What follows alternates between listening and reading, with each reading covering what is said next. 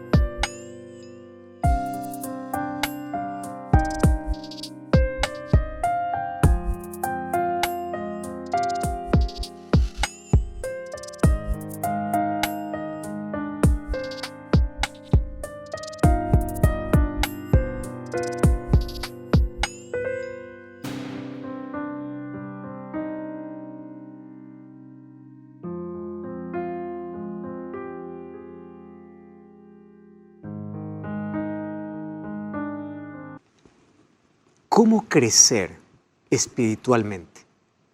¿Ya te has hecho esta pregunta? ¿Ya te fijaste que pasaron muchos años en tu experiencia cristiana y parece que continúas en el mismo lugar?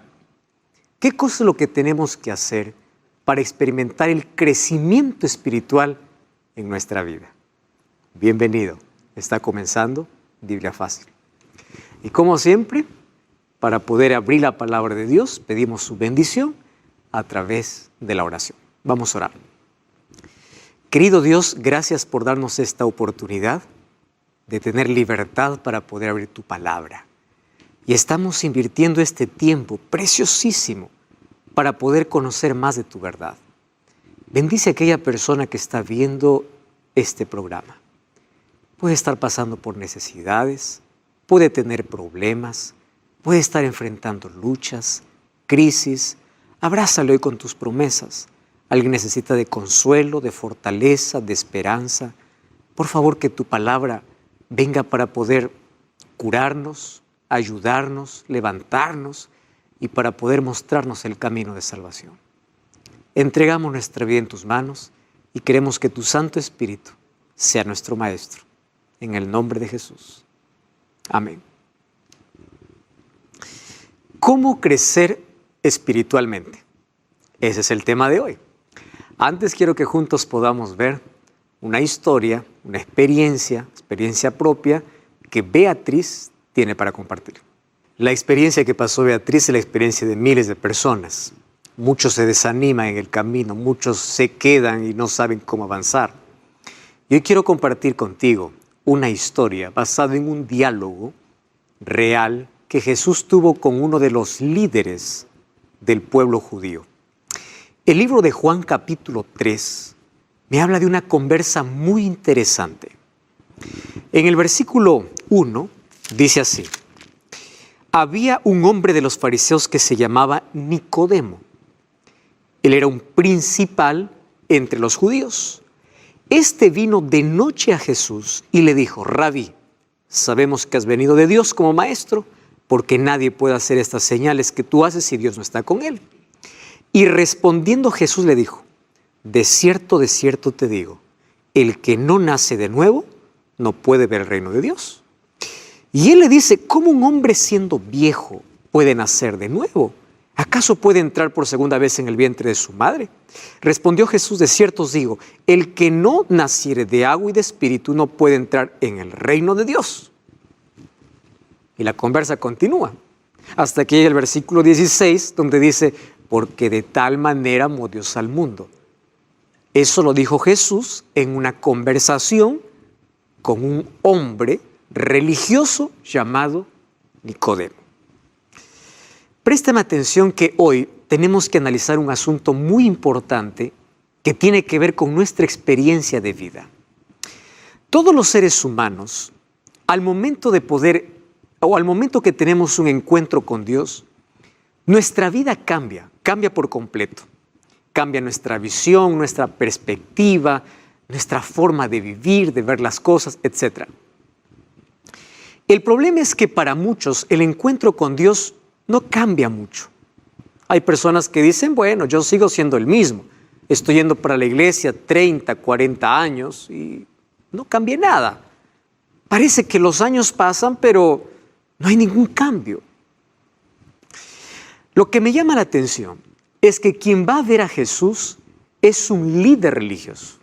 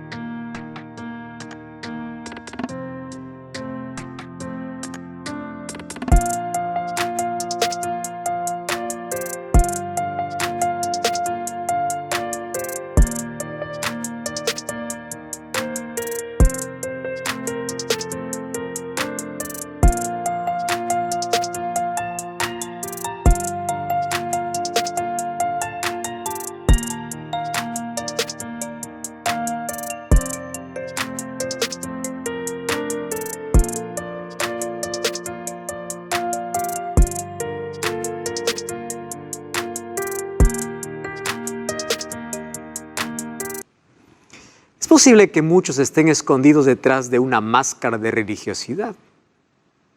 Y solamente Dios puede conocer qué hay detrás de cada sonrisa, de cada rostro y de cada máscara. Este hombre, siendo un conocedor de la Biblia, siendo un conocedor de las Escrituras, siendo un líder religioso, Jesús fue al punto y le dijo, tú necesitas nacer. Tú necesitas un cambio urgente en la vida. Necesitas de un nuevo nacimiento. La pregunta es, ¿cómo es que una persona tiene que nacer de nuevo? Y Jesús le responde y le dice, aquel que no nace de agua y de espíritu no puede ver el reino de los cielos. ¿Qué significa nacer de agua? ¿Y qué significa nacer de espíritu?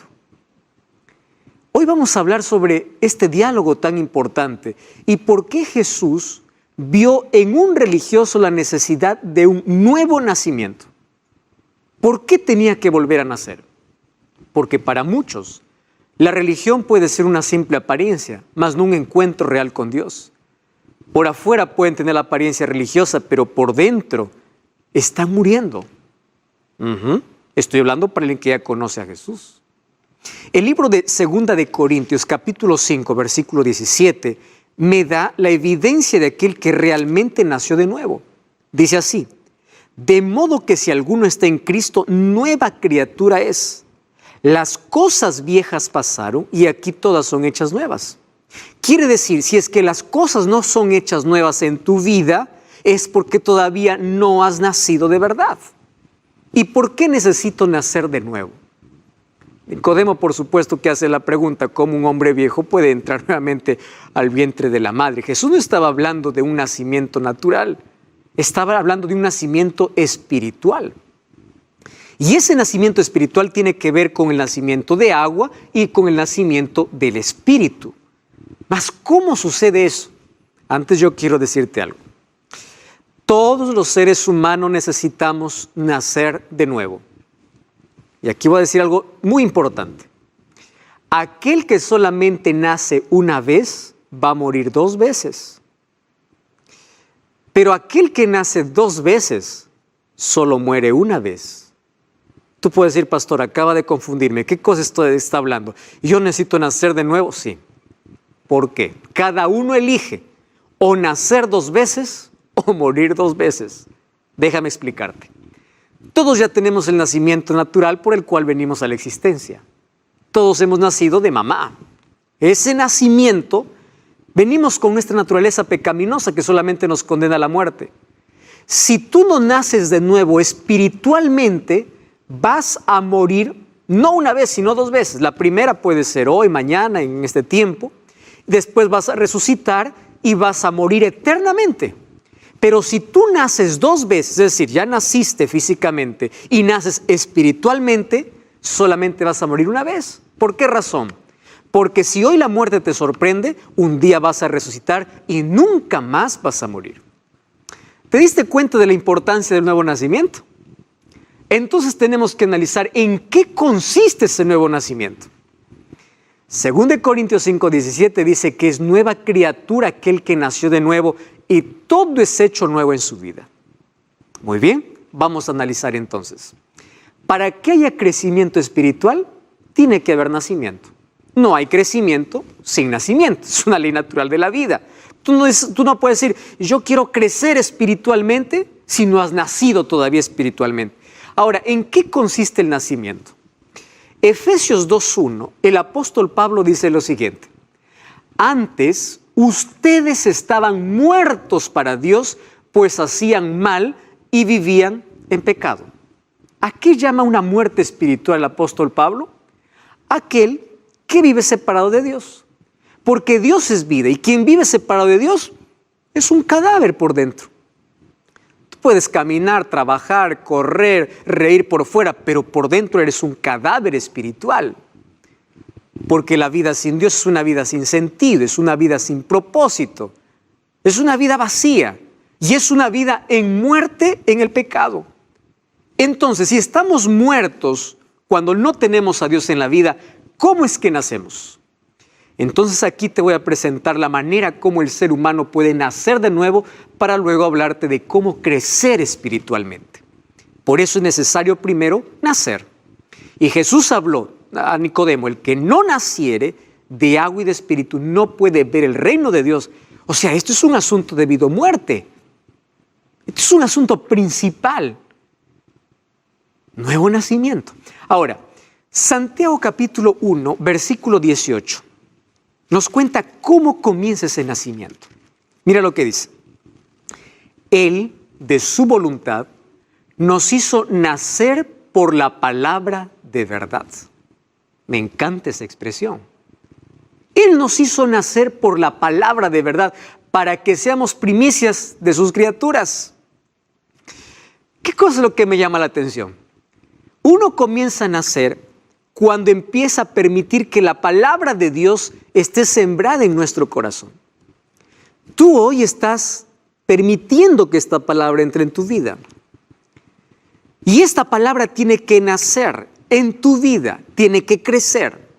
Y cuando la palabra de Dios se instala en tu vida, tú empiezas un nuevo nacimiento, porque la Biblia te da una nueva visión de la vida. Empiezas a ver las cosas de manera diferente. Empieza a fortalecer tu fe, a confiar en Dios. Entonces, toda persona que va a nacer tiene que comenzar teniendo un contacto con la palabra de Dios, porque aquel que nace antes de nacer de agua y de espíritu tiene que nacer de la palabra. Y aquí dice Santiago 1:18, Él nos hizo nacer por la palabra. Sin embargo, cuando tú naces por la palabra, tienes que tomar decisiones. ¿Cuál es la decisión? Tienes que ser bautizado. El bautismo es el nacimiento por agua. Exactamente. Tú me has acompañado durante toda esta temporada, estás conociendo de Jesús, de la Biblia, y quieres tomar una decisión y dices, está bien, yo entiendo todo, comprendo todo, acepto todo, y tienes que nacer. Porque eso es normal, aquel que nace de la palabra tiene que nacer de agua. ¿Estás comprendiendo? Muy bien. Entonces, el nacimiento de agua es representado por el bautismo. ¿Y qué es el bautismo? El bautismo es el símbolo de nuestra unión con Cristo. ¿Qué significa bautismo? Bautismo viene de la palabra baptizo, que significa sumergir. Tú puedes decir, pastor, yo fui bautizado cuando mis padres me llevaron a 1 año, 2 años, y yo no era consciente, pero fui bautizado. No, eso no es bautismo. Bautismo significa baptizo, que significa sumergir. Hay algunos que en bautismo, al bautismo por aspersión, bautismo por infusión, solamente un poquito de agua en la cabeza. Eso no es bautismo. ¿Quieres saber qué cosa es bautismo? Abre tu Biblia. Mateo capítulo 3, versículo 13. Mira, Jesús nos dio el ejemplo del verdadero bautismo. Mateo capítulo 3, versículo 13. Ahí encontramos la siguiente declaración. Vino Jesús a Galilea de Galilea a Juan al Jordán para ser bautizado. Él se oponía diciendo, yo no necesito ser bautizado por ti. Y Jesús le respondió, deja que ahora eso conviene para que cumplamos toda justicia. Jesús fue bautizado y luego subió del agua. Para que él tenga que subir del agua, ha tenido que descender al agua. ¿Qué es cosa de bautismo? Cuando uno es sumergido. Tú puedes decir, no, a mí me bautizaron de otra manera, entonces no es bautismo. Aquello que no es verdadero, no sirve. Esto es bautismo. Puede decir, pastor, pero eso fue Jesús. ¿Usted me puede dar el ejemplo de un ser humano, aparte de Jesús, que fue bautizado igual? Sí, puedo. Vamos al libro de Hechos capítulo 8, versículo 26.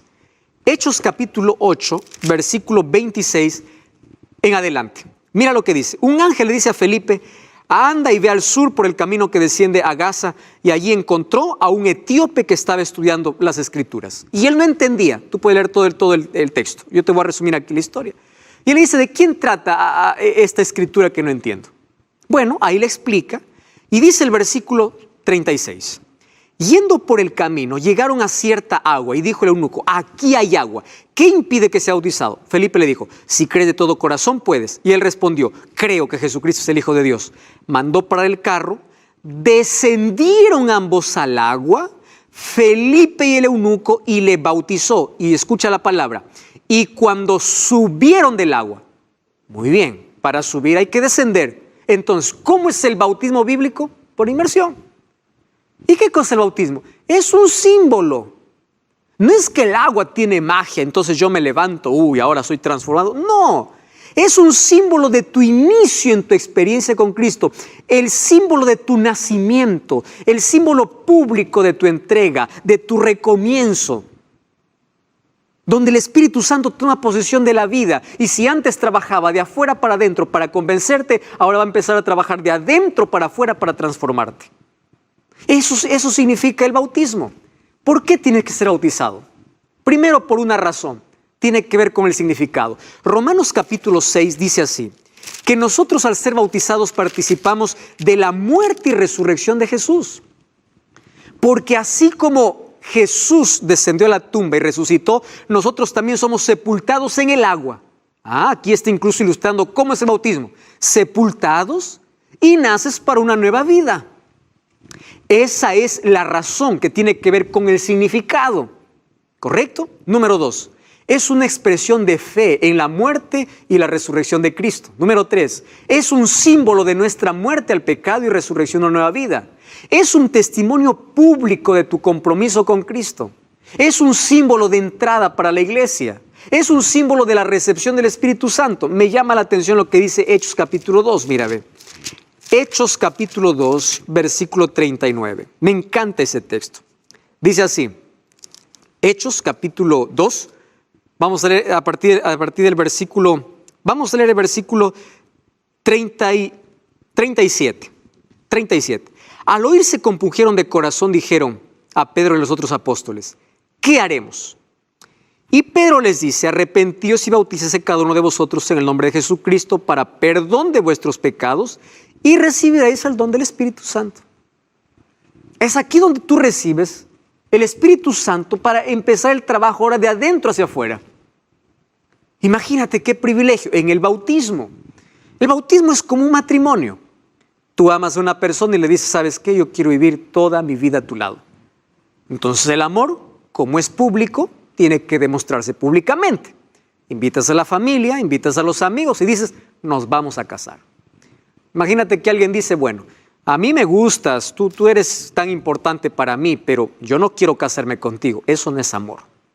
El amor no tiene miedo al compromiso, el amor verdadero. Y el amor verdadero se manifiesta públicamente. Así es el bautismo. Tú conoces a Jesús, conoces su amor y dices, Señor, yo quiero casarme contigo. Yo quiero vivir contigo. No es el fin, es el comienzo de una vida al lado de Jesús. El matrimonio no es el fin de una relación, es el comienzo de una relación más fuerte. Así es el bautismo. Por eso el bautismo es un símbolo. Quien te salva es Jesús, no es el bautismo. Sin embargo, todo aquel que ama a Jesús se bautiza porque es su demostración pública. Mira lo que dice Marcos capítulo 16, versículo 16.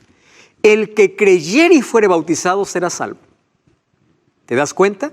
Creer no es solamente decir, yo creo en Dios. Creer involucra no solamente conocimiento, actitud, decisión, entrega. El que creyere y fuere bautizado será salvo. No porque el bautismo salva, quien salva es Cristo, pero el bautismo es la evidencia de que tú te entregas a Jesús. Públicamente demuestras que Cristo ahora toma control de tu vida. Eso es lo que representa el bautismo. Ahora, ¿quién tiene que bautizarse? Para bautizarse hay que tener uso de razón. Por eso es que los niños no pueden ser bautizados. ¿Qué cosa dice Pedro? Arrepentíos y bautícese. Para ver bautismo tiene que haber arrepentimiento. Un bebé de 2 años, ¿de qué se arrepiente? Para ver bautismo tiene que haber confesión. Para ver bautismo tiene que haber conciencia de que es pecador y acepta a Jesús como su Salvador. Para que haya bautismo tiene que haber conocimiento. El libro de Mateo 28 dice, enseñándoles todas las cosas que os he guardado y bautícele. ¿Cómo se hace discípulos? Primero, enseñando. ¿Qué cosa es lo que hay en la Biblia? ¿Qué cosa es lo que tienen que comprender? Tiene que haber un conocimiento previo, tiene que haber arrepentimiento, tiene que haber entrega, tiene que haber uso de razón, porque es una expresión de fe. Tú dices, pastor, yo fui bautizado cuando era niño. No, eso no es bautismo. Bautismo es algo personal. No es que alguien elige por ti. Tú eliges, porque la salvación es un asunto de elección personal. No es que los padres eligen por mí, es que yo elijo a Jesús. Porque sin amor no sirve nada. Por imposición nada sirve. Ese es el bautismo bíblico. Entonces estoy hablando del nuevo nacimiento para luego hablarte del crecimiento. Y después del nacimiento, ¿qué cosa sucede? Hay que crecer. Y ahí viene el bautismo o el nacimiento del Espíritu. ¿Qué es el nacimiento del Espíritu? Todos los días buscas la presencia de Dios y tienes que nacer del Espíritu a través de la oración, a través del estudio de la Biblia, a través de tu comunión con Dios. Entonces te das cuenta, comienzas naciendo por la palabra, luego naces de agua y luego continúas naciendo de Espíritu, que es el bautismo diario que nosotros necesitamos. Cada vez que vamos a la presencia de Dios, somos bautizados por su Espíritu. ¡Qué maravilla! Ese es el nuevo nacimiento. Ahora, ¿qué sucede cuando uno nace? Mira, crecer es parte de la vida. Quien deja de crecer comienza a morir. El día que tú paras de crecer, comienzas a morir. Mueres por dentro. Luego terminas muriendo completamente. La madurez espiritual es necesaria desde el momento que conocemos a Jesús. ¿Por qué te explico eso? Porque tú puedes tener 40 años de religioso y tener la experiencia de uno de 2 años. Es fuerte lo que te estoy diciendo, porque no depende la cantidad de años que estás en una iglesia, sino de cuánto permites que Dios transforme tu vida. Y te voy a decir un asunto muy importante. Mira, no confundas edad con madurez. Todos crecen, pero no todos maduran. Los años pueden pasar, pero madurez es una elección, es una decisión. La madurez no tiene que ver con los años que pasan. Todos crecemos, pero no todos maduran. ¿Tú ya viste personas que tienen 30 años con el comportamiento de 15? ¿Qué cosa es lo que le falta? Madurez. Y lo triste es que esto también sucede en la vida espiritual. Hay gente que tiene 20 años en la iglesia y se comporta como alguien que tiene 1 año. ¿Y qué cosa pasó? ¿Por qué no creció? Muy bien, entonces vamos a aprender cómo se crece espiritualmente. La vida cristiana, desde el momento de tu entrega a Jesús, es una vida de progresión hasta llegar a la glorificación. No te estoy diciendo perfección, te estoy diciendo progresión. ¿Qué significa progresión? Cada día un paso, es decir, hoy mejor que ayer, mañana mejor que hoy. Yo te hago una pregunta, ¿hoy eres mejor que el año pasado? Muy buena pregunta. ¿Qué cosas cambiaste en tu vida? ¿Qué hábitos nuevos tienes? ¿Qué cosas abandonaste? ¿Estás creciendo o estás estancado en la vida? La vida cristiana es una vida de progresión continua. Esa progresión se basa en un relacionamiento con Cristo. Cada día que caminas con Cristo, cada día que estás al lado de Cristo, tú subes un peldaño más. Empieza a cambiar tus gustos, tu carácter, tus palabras, tus acciones. Eso es crecimiento. Empieza a cambiar tu trato, empieza a cambiar tu vida, empieza a cambiar todo. Eso se llama el camino de santificación. Cuando conocemos a Cristo y le aceptamos como Salvador, Él nos justifica y luego Él nos santifica. Quiere decir, Él nos va ayudando a crecer en la vida espiritual hasta que llegue el momento de la glorificación. ¿Qué cosa es glorificación? La glorificación se dará el momento que Jesús llegue. Y cuando Jesús regrese por segunda vez, nuestra naturaleza de pecado será eliminada para siempre. Por eso es que muchos teólogos llaman el proceso de las 3 P's. En la justificación, Cristo te libera de la pena del pecado o de la condena del pecado. En la santificación, Cristo te libera te libra del poder del pecado. Es la segunda P. Y en la glorificación, Cristo nos librará de la presencia del pecado, porque nunca más estará el pecado dentro de nuestra propia naturaleza. Entonces, vida cristiana es una vida donde uno sube un escalón por día. A veces se cansa, a veces cae, pero se levanta. ¿Me entiendes? Pero cada día creces, luchas, pero creces. ¿Cuánto creciste desde el momento que te entregaste a Jesús? ¿Cuánto crecimiento hay en tu vida, en tu carácter, en tu familia, en tus relaciones? ¿Cuánto has crecido? Crecimiento forma parte de la vida. Es un camino de progresión. Cada día un paso nuevo hasta llegar a la glorificación. Por eso es que Salomón decía en Proverbios 4:18, la senda de los justos es como la luz de la aurora. ¿Por qué? Que va en aumento hasta que el día es perfecto.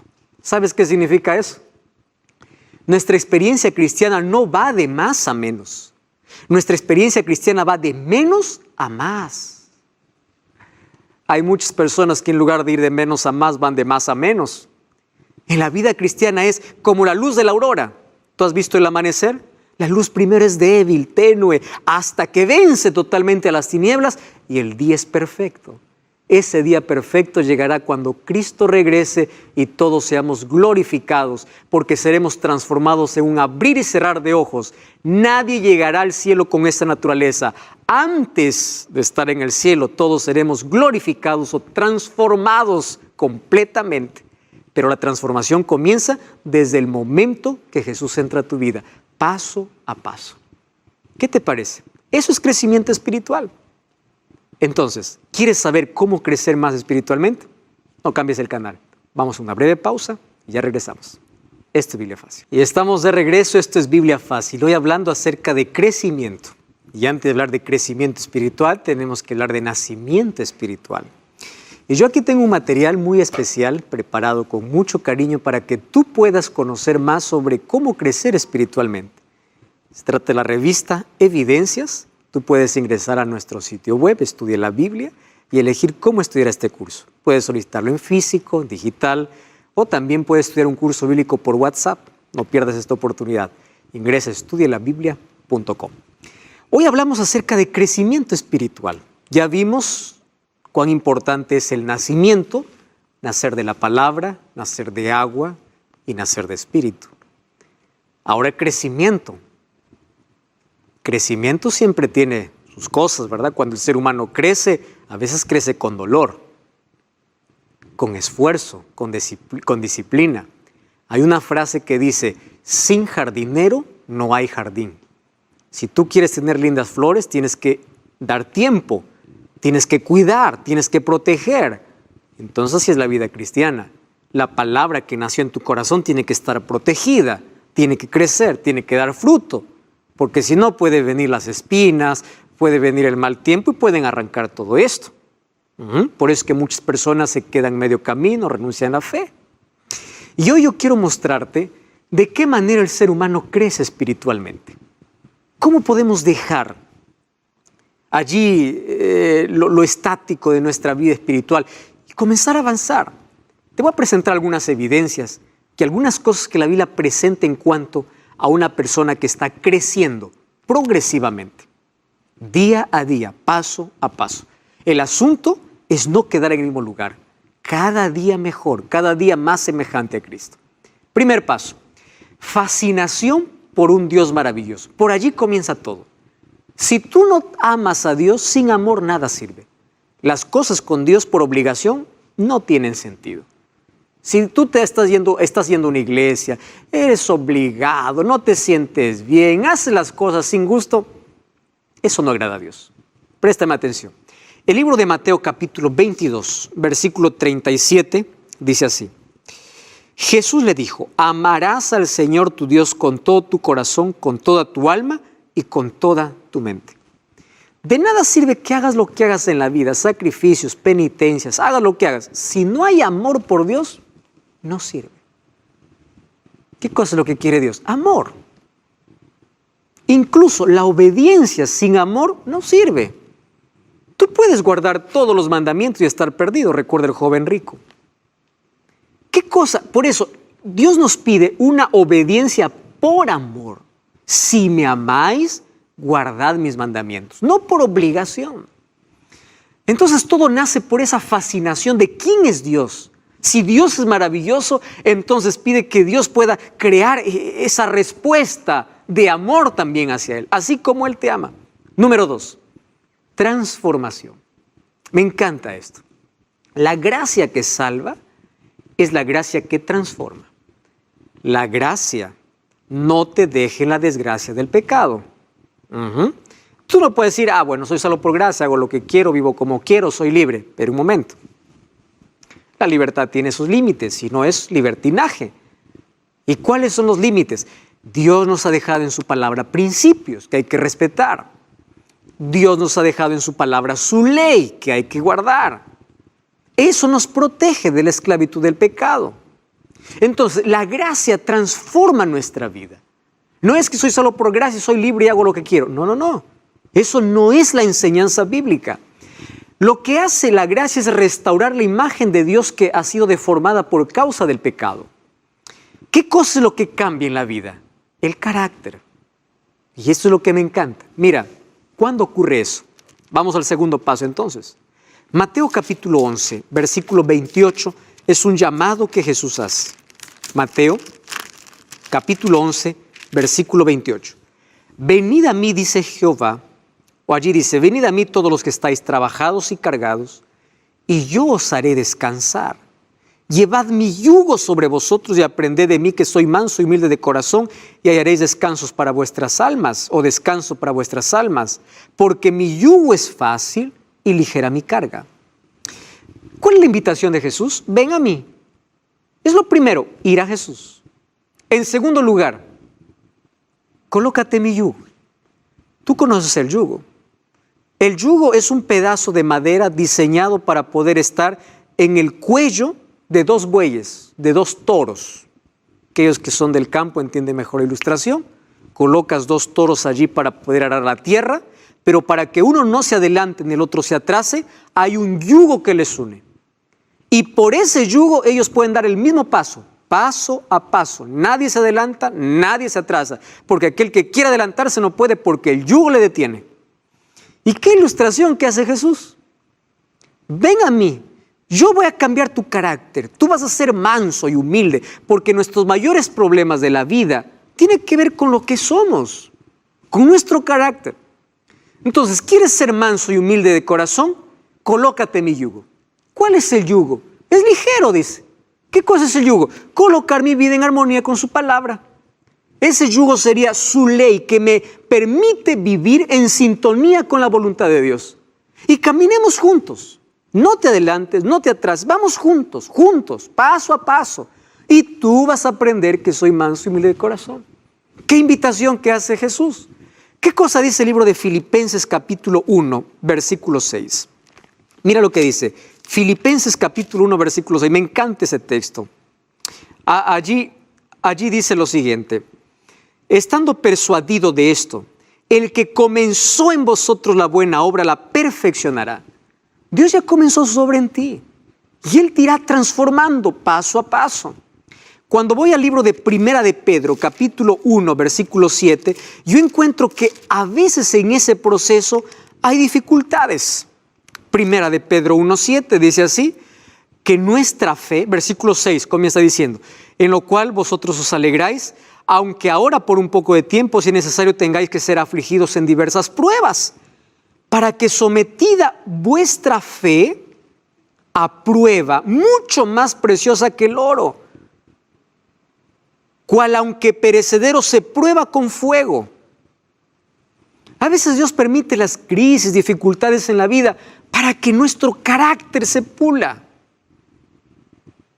Dios no te ha prometido librarte del horno de fuego. Él ha prometido estar contigo en medio del horno de fuego.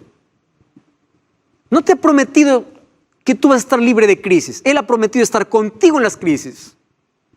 Entonces, aquí, Dios, ¿cómo transforma nuestra vida? A veces tiene que llevarnos por ese proceso. Cuando dice, allí Salmos 23, aunque ande por el valle de sombra y de muerte, no temeré porque tú estás conmigo. Quiere decir que cuando caminas con Jesús, aún vas a andar por valles peligrosos.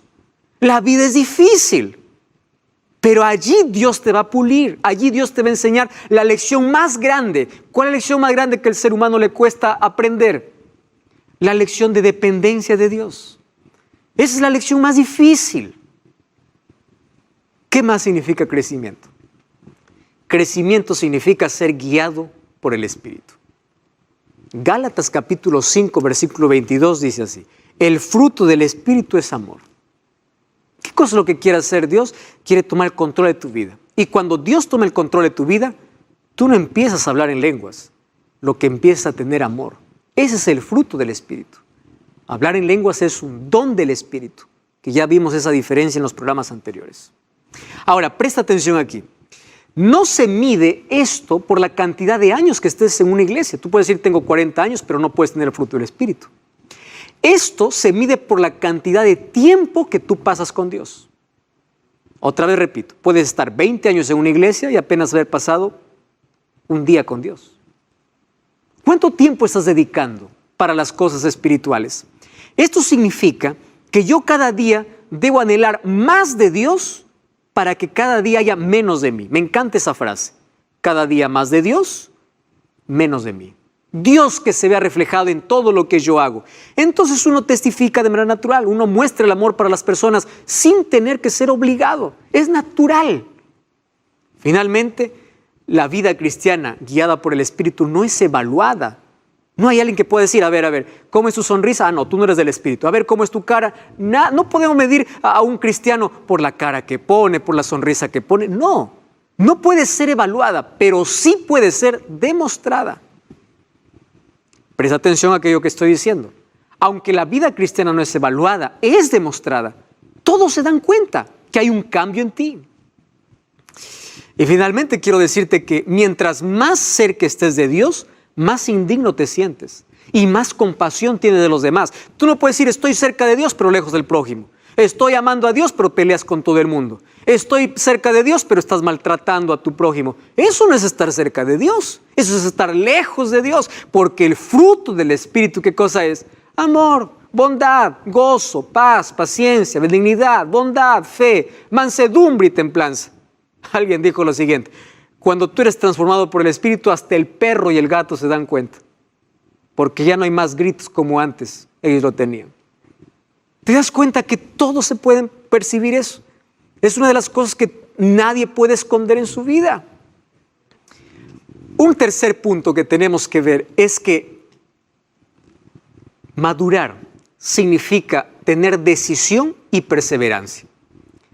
El libro de Eclesiastés capítulo 7, versículo 8 dice: mejor es el fin que el comienzo, porque muchos comienzan pero no terminan.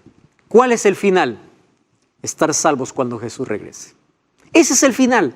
Entonces, la vida cristiana no es una carrera de velocidad. No es quien corre más rápido, sino quien resiste más. Por eso es perseverancia. Es caminar con Dios, vivir en armonía con Él. Es cambiar las cosas, abandonar otras. Es decir, es ser cada día más semejante a Jesús. Miles de personas comienzan. Muchos se quedan en el camino y solo pocos llegan. Mejor es el final que el comienzo. No te olvides de eso. Por eso hay que perseverar para llegar al final. ¿Cuántos iniciaron una carrera universitaria y no terminaron? ¿Se quedaron a la mitad? ¿Cuántos iniciaron un proyecto y no terminaron? ¿De qué sirvió? De nada. Porque si quedaste a la mitad no sirvió de nada. No llegaste hasta el final. Vida cristiana es perseverancia, es decisión diaria. Otra cosa, vida cristiana es perseverancia, esfuerzo y disciplina. En la vida cristiana las cosas no funcionan de manera automática.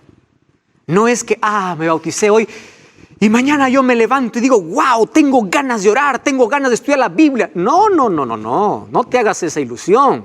Vida cristiana no es eso. Vida cristiana es la cooperación entre esfuerzo humano y poder divino.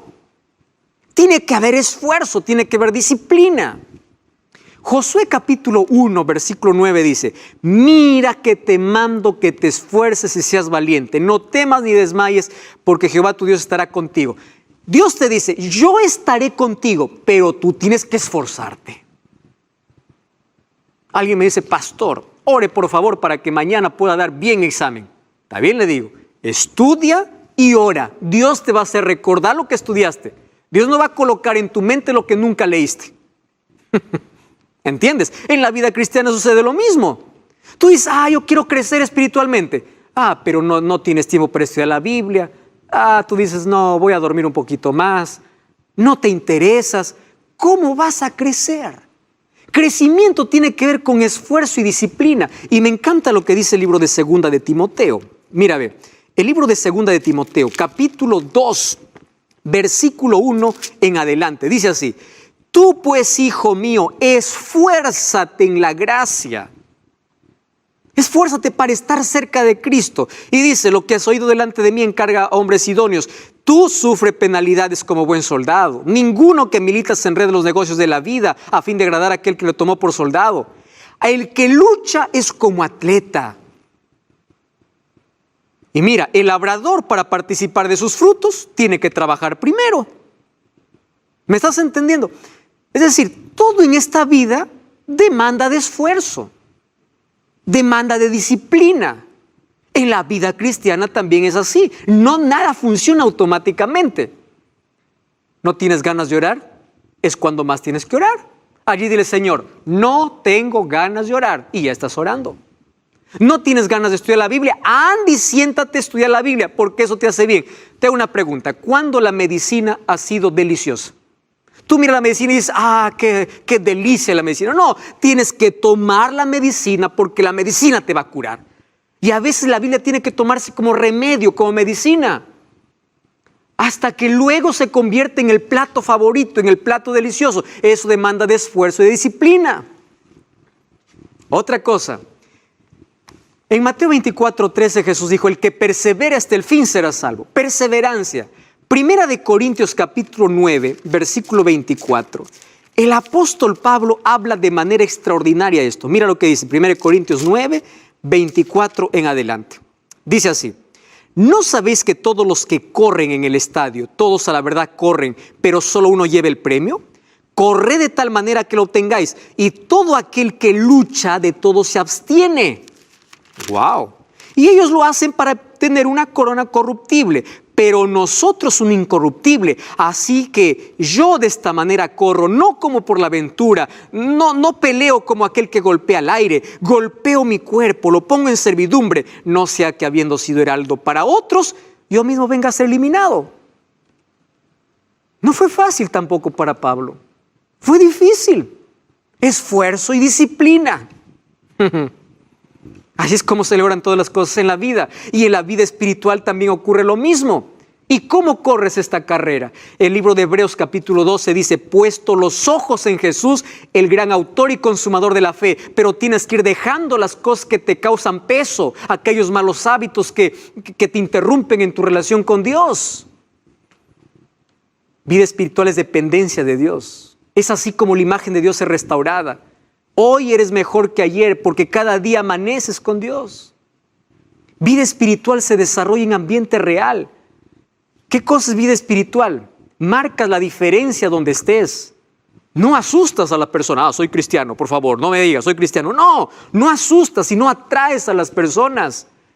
Tú sabes que cómo caminó con Dios, educó su mente para vivir siempre en la presencia de Dios. Eso quiere decir, sus pies estaban en la tierra, pero su corazón estaba en el cielo. En cambio, la mujer de Lot Sus pies estaban fuera de Sodoma, pero su corazón continuaba en Sodoma. Entonces yo te pregunto, ¿dónde está tu corazón? ¿Dónde está? Vida espiritual produce cambios reales. Cambios reales no son maquillajes superficiales. Cambio real viene de adentro hacia afuera. Cambio superficial viene de afuera hacia adentro. ¿Quieres un cambio real? El cambio tiene que comenzar adentro. Y quiero que entiendas algo. Nadie va al cielo por lo que hizo, sino por lo que permitió que Dios hiciera en su vida. Para ello, tu único trabajo y tu única lucha en la vida es despertarte y correr a la presencia de Dios. No olvides de orar, no olvides de abrir la Biblia. Disciplina, esfuerzo. Aun cuando no tengas deseos, anda en la presencia de Dios. Y Dios va a transformar tu vida, tu carácter. ¿Qué cosa es lo que va a hacer Dios? ¿Recuerdas lo que hizo con Juan, el hijo del trueno? ¿Recuerdas lo que hizo con Pedro? Juan, el hijo del trueno, se convirtió en el discípulo del amor. Pedro, un hombre que hablaba muchas cosas desagradables, se convirtió en predicador. Pablo, de perseguidor a predicador. Eso es lo que hace Dios. Mientras más cerca de Dios, más reflejas el carácter de Dios y más cerca estás de tu prójimo. ¿Qué más es vida espiritual? Crecimiento en la vida espiritual. Es personal y única. Jesús contó la parábola de las 10 vírgenes para decir lo siguiente. El aceite que representa el Espíritu no se puede comprar, ni vender, ni alquilar. Cuando las 5 vírgenes insensatas le dijeron, danos de tu aceite, le dijeron, para que no nos falta, vayan a comprar. Es decir, la vida espiritual es personal. La vida espiritual de tu padre es de tu padre. La vida espiritual de tu madre es de tu madre. Tu vida espiritual es tu vida espiritual. Cada uno se relaciona con Dios, es única. Y la visión de la vida tiene que cambiar. Vida espiritual crea un espíritu de alabanza. Me encanta esa palabra, espíritu de alabanza. En Salmos 37:4, ¿sabe lo que dice Dios?